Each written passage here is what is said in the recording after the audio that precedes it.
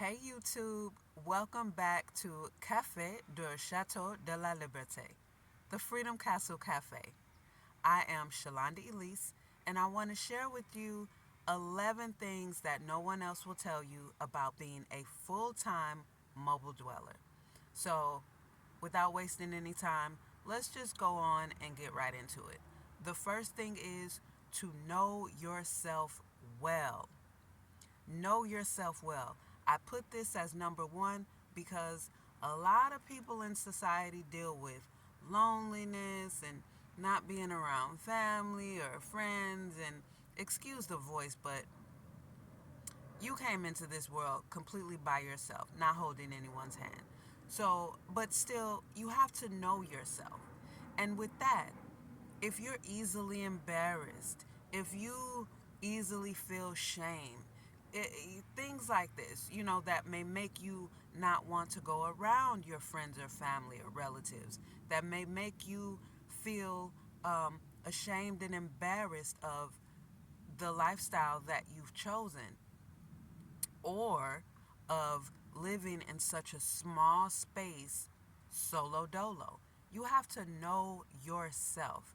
And knowing yourself, I mean knowing your mind, knowing how much control you have over your mind, how much healing have you done. Do you have a lot of trauma still in you?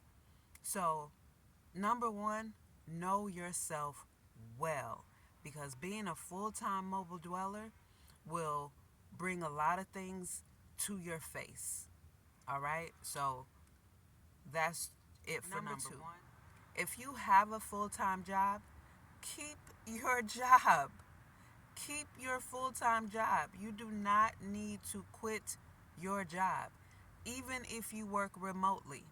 If you work remotely, all you need is an internet access, which you can get at public libraries. Just check your local areas. You can get at Starbucks locations, but I know here in California they don't have any outlets anymore, which kind of sucks, but I also get it. But public libraries, you'll have outlets and free Wi Fi. So that's not a problem. If you work remotely, you will be doing yourself a favor by eliminating all the thousands of dollars that you're paying every month. And you'll actually get to see your paycheck.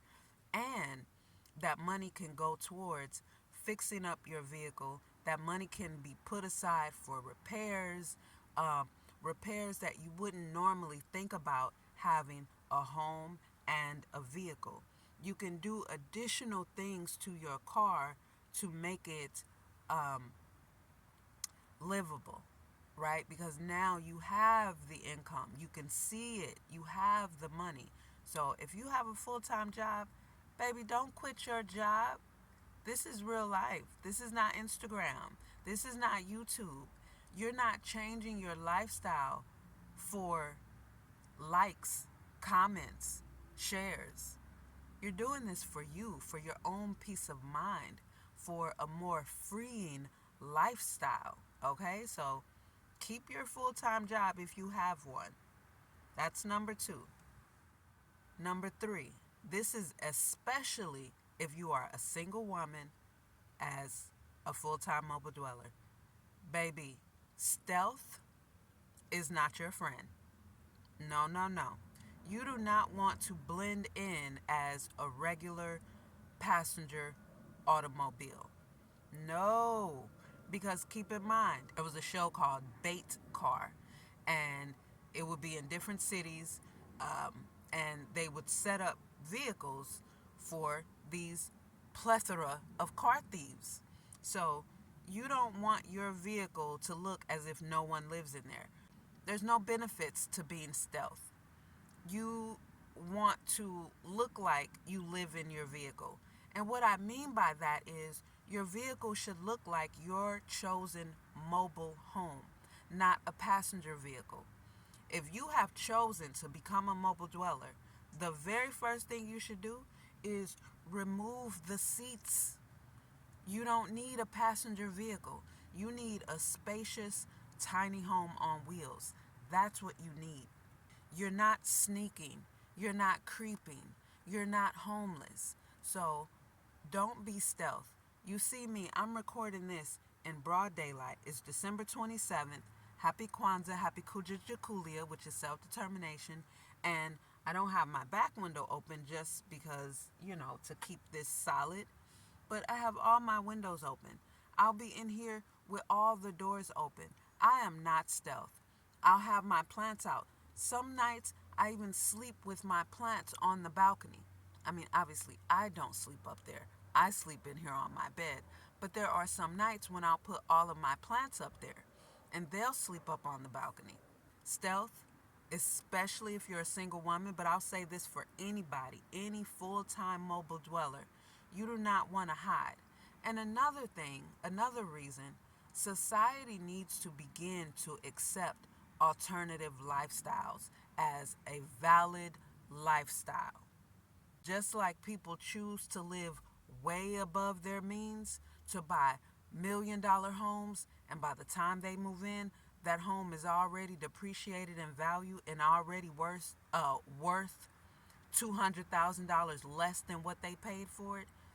If that's acceptable, if those big, stinky, ugly RVs are acceptable as vacation recreational vehicles, then you can choose whatever your mobile home will be, and you should be proud of that.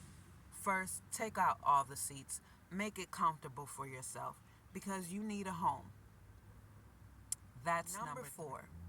Park in commercial, partial commercial residential, or industrial areas. I do not recommend parking in residential neighborhoods at all because that's another spot where people go to break in cars, and you don't want to be parking in front of someone's home.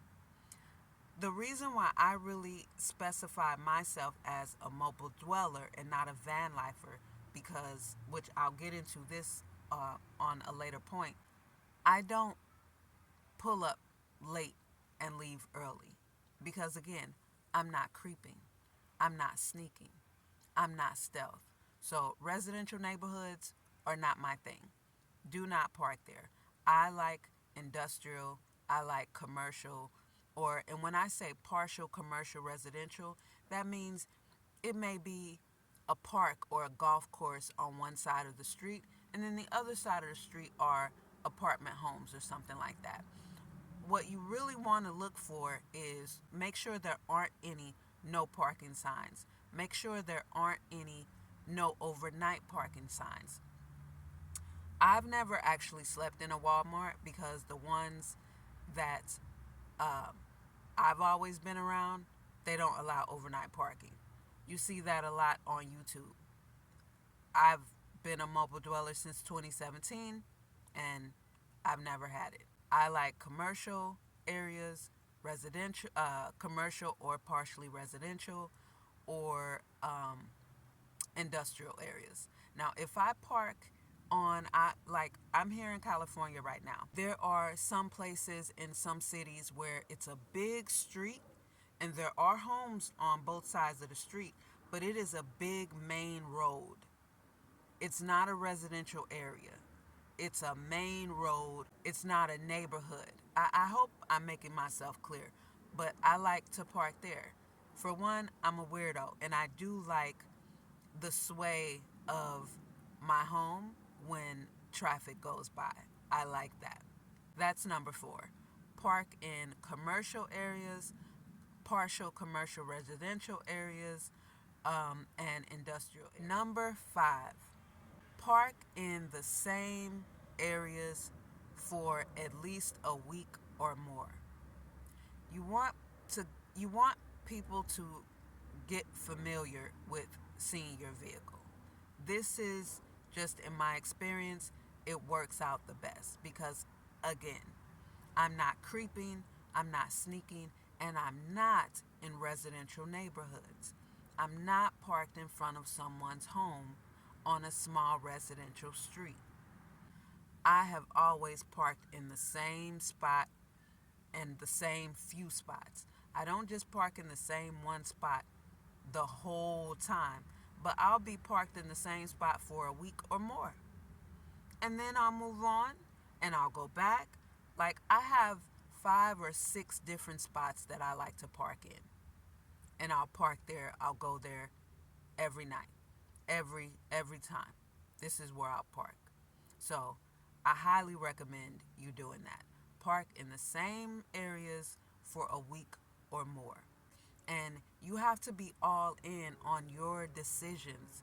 If you've decided to live as a mobile dweller, you have to be all in. And that's why I say get all of your seats taken out off top. You don't need a passenger vehicle. If you decided to live as a mobile dweller for the freedom and to have control over your own finances, then why do you need seats?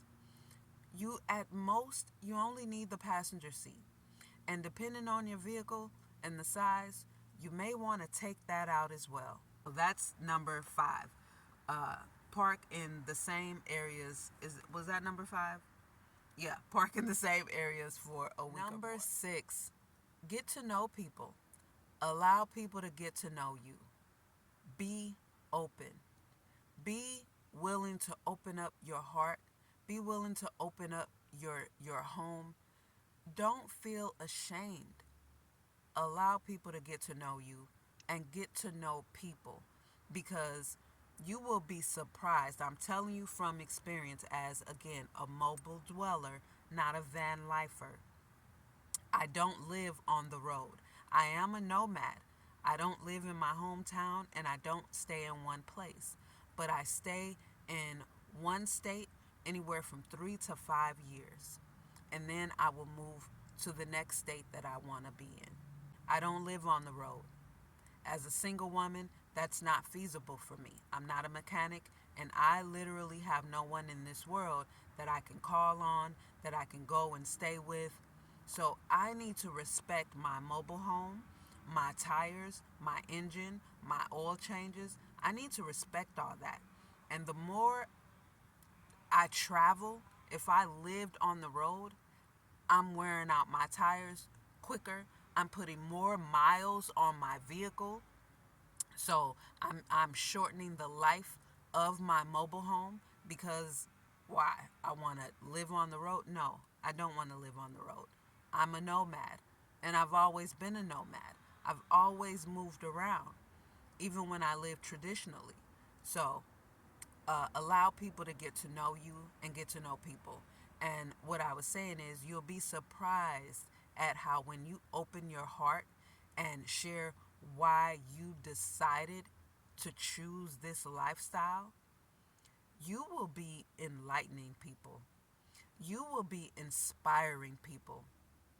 You will be putting smiles on people's faces. And this goes back to making your home comfortable. When they see you in your vehicle with no seats, but a comfortable looking mobile home, they're going to respect your decision. They're going to respect you and your courage in choosing your own lifestyle.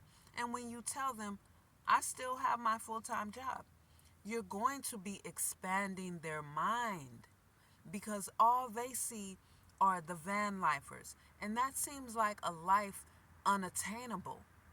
But when you say, oh no, I live here. No, I don't live on the road.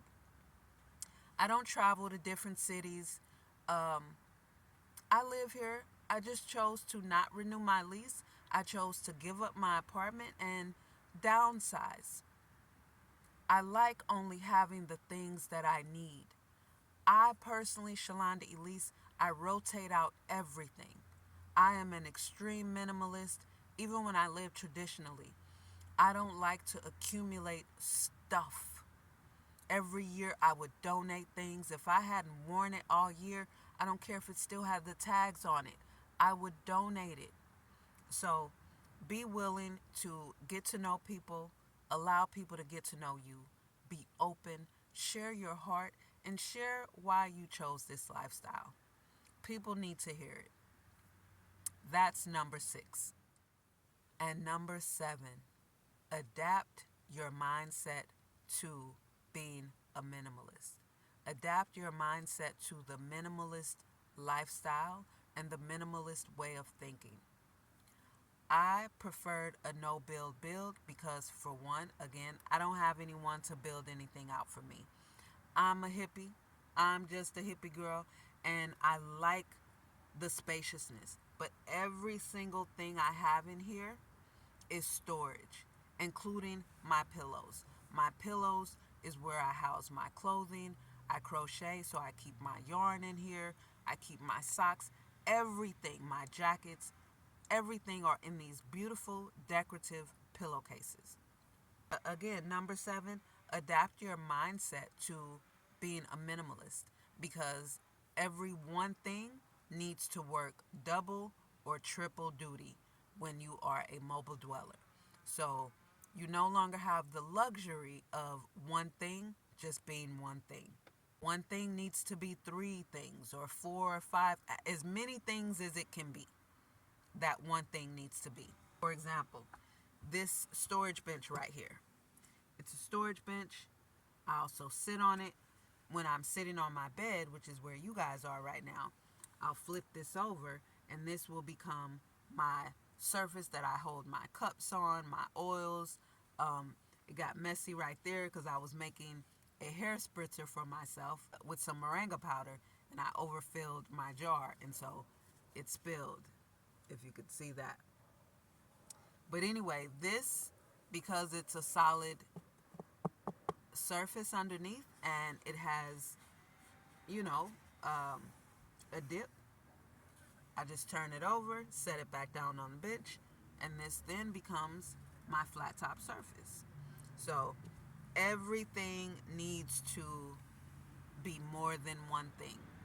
And again, with me having a no build where absolutely everything is storage, I have a big bench right here which holds a lot of stuff.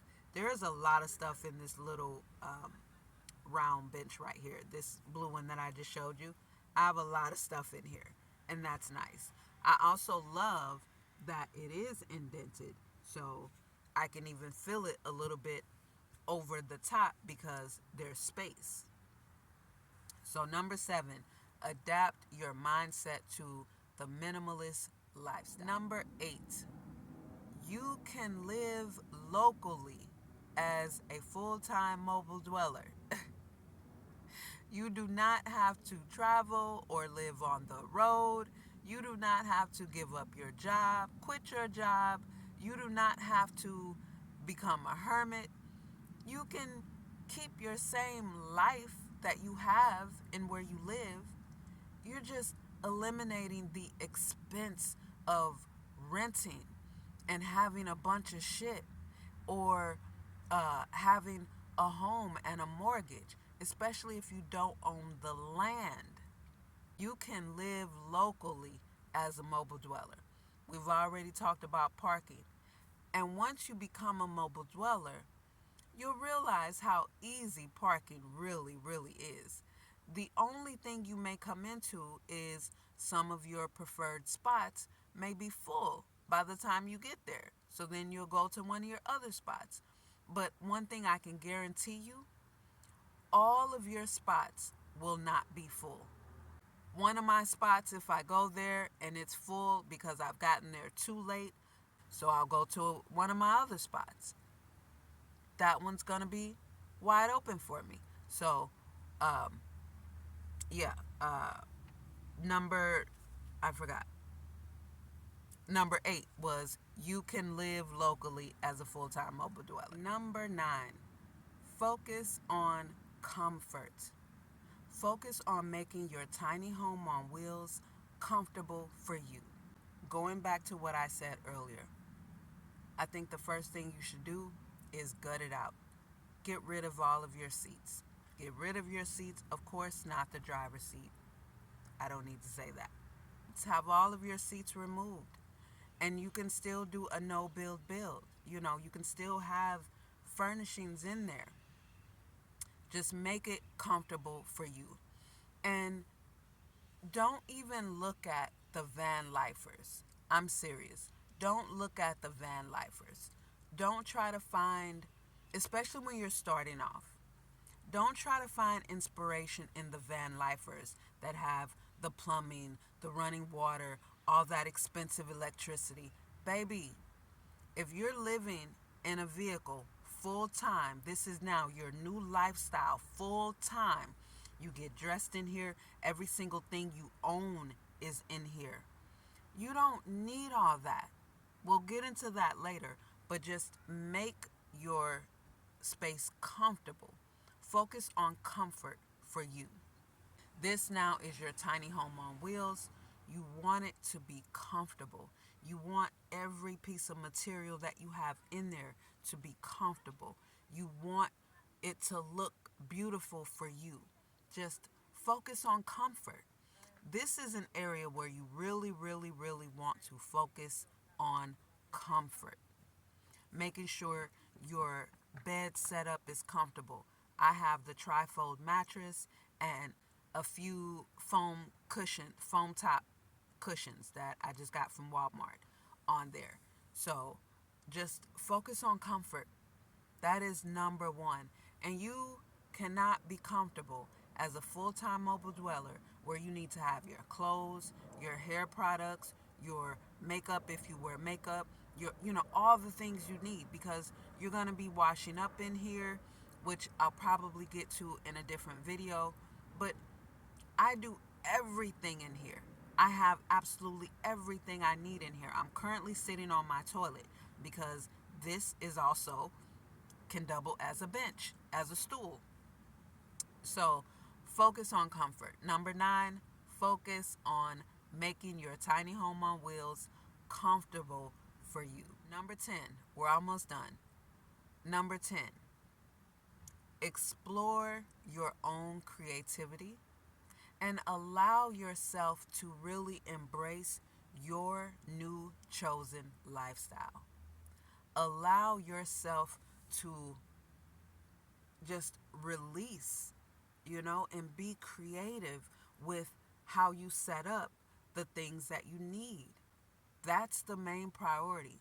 Having all of the necessities. You can't focus on luxuries. You have to focus on necessities. How am I going to eat in here? How am I going to cook for myself in here? How am I going to wash up in here? You're going to have to, and for me, I find it baffling that adults have asked me so many times about bathing. Like, you don't know how to keep yourself clean already without standing under a running shower? No one really taught you how to clean yourself, how to keep yourself clean without a shower. And this is new to humanity. Having running water is fairly new to our existence. Taking daily showers is fairly new to our existence. That is a luxury that humans have not always had. So allow your creativity to be tapped into and expanded, because if you have chosen this lifestyle, do not battle with your decisions, especially if you still have a full-time job. Do not feel like you are just displaced. You're not. You have chosen to get rid of all those damn bills. You have chosen to free yourself, because what's coming in 2024 is going to be more extreme than that 2020 lockdown. Now imagine being in quarantine when you're living like this. You're not going to feel like everyone else felt or like how you felt when you were in quarantine, when you did have that curfew, because you can still live in your space. You're still just a vehicle parked. You in there watching your Netflix or whatever you do. So explore your creativity. Everything is possible. People are surprised when I show them and tell them everything that I have in here. When people smell and see me cooking, and I cook, baby. I'm a scratch cooker and I cook, baby. Do you hear me? I have a 2 burner stove and I cook. Okay? I hear little kids, ooh, what's that smell? Mm hmm. Mm hmm. So explore your creativity. Allow your mind and yourself to be free because you have chosen this lifestyle, okay? Last, but definitely not least, and I can even add more to this list, but number 11, you can get a virtual address, not a P.O. box.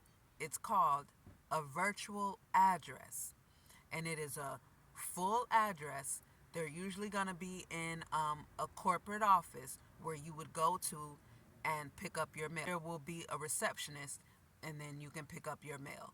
They will even have, I know in mine, I no longer have it, but in mine, I had access to a fax number, a fax machine. I could receive big packages as well as small letter mail. The only thing which wasn't a problem for me is that office was closed on the weekends. No big deal. No big deal at all. I'll just pick it up on Monday, no matter how excited I am about it. I'll pick it up on Monday. That's not an issue. All right? That is not an issue. But it's a full address. It's not a P.O. box. I repeat, it is not a P.O. box. Now, I went through Postal One, was the name of the company that I went through. Now, any virtual address you get, you will need to fill out, I believe it's called a SR-15, which is at the post office. So you do need an address to start off. Most people, unlike myself, most people have someone. You can use your mom's address, no mail will go there. You just, when you're filling out the SR-15, you have to have a address. So that's just it. That's all. But all of your things, and you can get everything switched over to that. You can get everything switched over to your virtual address. And I did mine annually. It was more cost effective than paying for it month by month. You're just paying for it one time. It was, I forgot how much, but it may be 100 and something or 200 and something for 2 years, and then it depends on which package you want to get. So you can start looking into this now if you already know you want to become a mobile dweller. Just start looking into the cost of virtual addresses. I highly recommend just paying for it annually. Or if you know, well, starting off, just do 1 year. Or if you are like me and you already, when your mind is made up, it's made up, there's no going back, just do 2 years. Get a 2 year because, baby, 1 year goes quick. Just get 2 years, especially if you know you're not going to be leaving the state that you're in the next 2 years. So you can get a virtual address. That is not an issue at all. And you can choose the location of where your virtual address will be.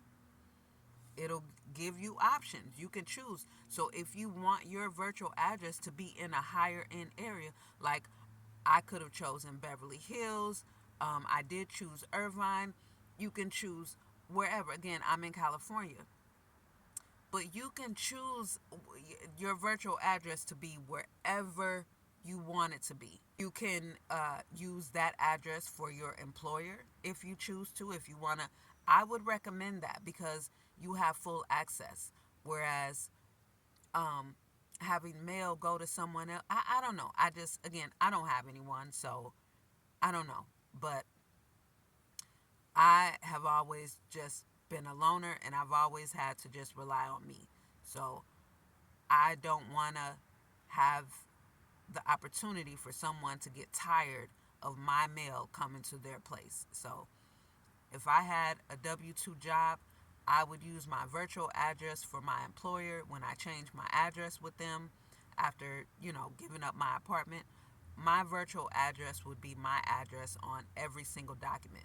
Tax document, every single document would be my virtual address. My packages would go there. That's my address. You have to look at it as that because that's what it is. that is your address. That's it. Those are 11 things that no one else will tell you about being a mobile dweller. I'm going to give you a bonus one, 12. If you stuck around this far, thank you so much. And if you've liked this video, hit subscribe and turn on your notifications because I am posting a lot more frequently now. The 12th one, your bonus is do not call yourself a van lifer. If you are a full time mobile dweller and if you are choosing to live full time in your vehicle but not on the road, even if you nomad like how I nomad, I live in a place for a few years before I move on. And I do all of those other 11 things that I just spoke on here. I'm not a van lifer because, for one, I haven't always lived in a van. For two, I don't do this for Instagram or YouTube. This is a lifestyle that I chose when I had a Honda Accord and I named it Hotel Honda. I am a mobile dweller. So do yourself a favor. Do not call yourself a van lifer. We don't live the same way. It's a different lifestyle and it's a different mindset. A mobile dweller, absolutely all of your possessions, everything will be in here, just like everything is currently in your apartment right now. Every single thing is in here. So it would behoove you to not call yourself a van lifer. Now, I use the hashtag. Yeah, I also use several mobile dweller hashtags. So that's it. Those are my 11 bonus 12 things that no one else is going to tell you about being a full-time mobile dweller. And this is really huge for if you're a single woman. Thank you guys so much for watching this video. If you've watched it all the way through, I appreciate you so much. Like the video, leave your comments if you have any questions, or if you are a mobile dweller and you watch this, leave some more tips below that people can read and be aware of. Again, thank you guys for tuning in. Subscribe if you haven't already. To my few subscribers, thank you so much. Mwah, mwah, mwah, mwah. I appreciate you. And again, I will be posting on a regular basis from now on. All right. Au revoir. Ciao.